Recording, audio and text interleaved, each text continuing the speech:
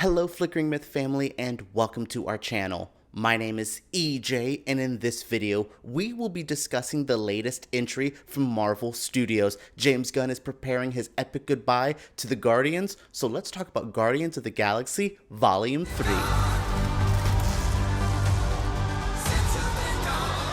For me, it's hard to describe this movie as anything but meh. I don't think it's bad. This is nowhere near as god-awful as things like Thor Love and Thunder, or Multiverse of Madness, or what was the Quantumania? I almost forgot about that one completely. Yeah, this is nowhere near as bad. This is an improvement. I think this has some pretty solid cinematography, which is something those other movies lacked. I actually thought the camera work, it felt like they were on sets. The camera moved.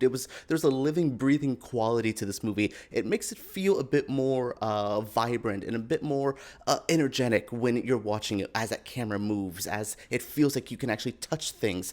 A rarity in the Marvel universe now. Everything feels like it's on green screen sets. So there is a positive here. This is not going to be a complete negative review. I just had different anticipation for this movie. I'm not the biggest Guardians person, but as James Gunn's epic send-off for these characters, as the first Guardians movie we've had in quite some time, I was expecting to be wowed by it. But here's an issue I have.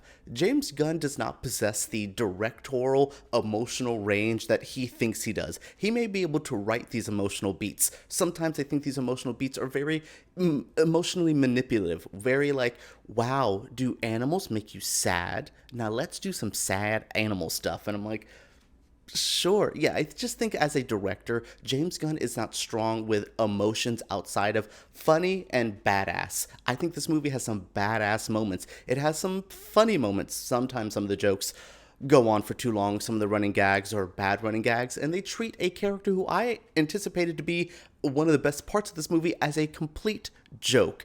So there is some things that doesn't work in the stuff James Gunn's usually good at. But boy, this movie really wants to hit you hard in the feels. It wants to make you feel something. And I don't know, unless you're still really wrapped up in what happened in Avengers Endgame, or you really miss the Guardians, there's just nothing for me in the emotional side of this movie. I found it so bland, so emotionally manipulative, but they're trying to manipulate me with underwritten characters, and I'm like, I just don't care. Like, I want to feel more from this. The Rocket Raccoon stuff is interesting. He's almost the main focus of this film, which is a surprise. I'm glad it's not just a Star-Lord showcase anymore. But I'm not connected to what they're delivering. They're trying these hard-hitting moments. It just doesn't happen. The same thing happened with me with the Yondu death scene in Volume 2, where I'm just like, this isn't hitting the way it's supposed to do. And I just don't think James Gunn is that type of filmmaker, which makes me worried for Superman Legacy. Like, we need to get a co-writer on that movie ASAP, because there's just a quality in Gunn's work that is good, but also that lacks anything other than, wow, that was cool. Now, Guardians has a lot of different stories it's trying to attempt, which makes this an even more tonal mess than a Guardians movie normally is. So yeah, we have all the rocket stuff, the emotional core of this movie. Wow, look what happened to him when he was getting experimented on. Now he wants revenge on the man that hurt him. That's kind of where he's been going to. So yeah, that one works. It's pretty self-contained for the most part. There's a lot of flashbacks to Rocket's origin. We actually get a really badass moment where Rocket really does something violent, and we see the effects of that later on, which completely blew me away. There was a oh shit moment there. I will give them that. But yeah, so there's the Rocket story. Then we also have Star-Lord trying to figure out his feelings for Gamora. Absolutely the worst part of this movie.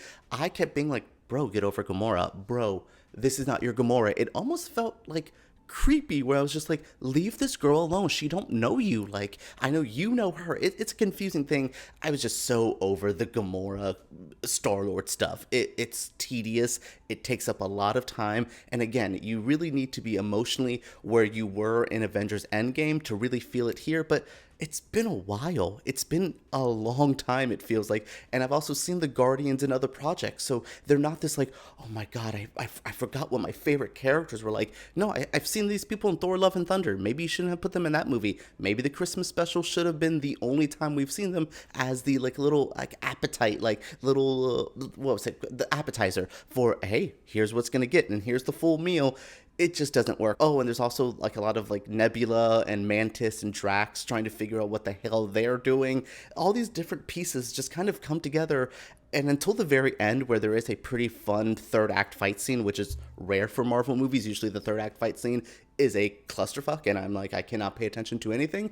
I actually like the third act battle here when all the team gets together, but until then, we're just throwing ourselves around different points in the story, and none of it works. It's just a tonal mess. You could be really like, wow, that was emotionally hard hitting, and then Drax is like, I'm eating chips, and here's my chips stuffs, and I'm like, oh my god, it's a hard movie. It's definitely like, this isn't a bad movie. It just definitely feels like it needed another writer, or maybe just to not have done it. There is a decent amount of stuff in this movie that I did like, but there's also a plethora of stuff that annoyed me. I already mentioned the Gamora Star-Lord stuff, which I found obnoxious, like I said, but there's one character played by Will Poulter. I don't want to say the name because then it's a spoiler and someone's going to yell at me, but wow, this character is one of the worst I've seen in the Marvel universe in a while. Like, this is a character I had high anticipation for and was let down. I'm talking like Baron Zemo in Civil War, like, oh, that's what we're doing?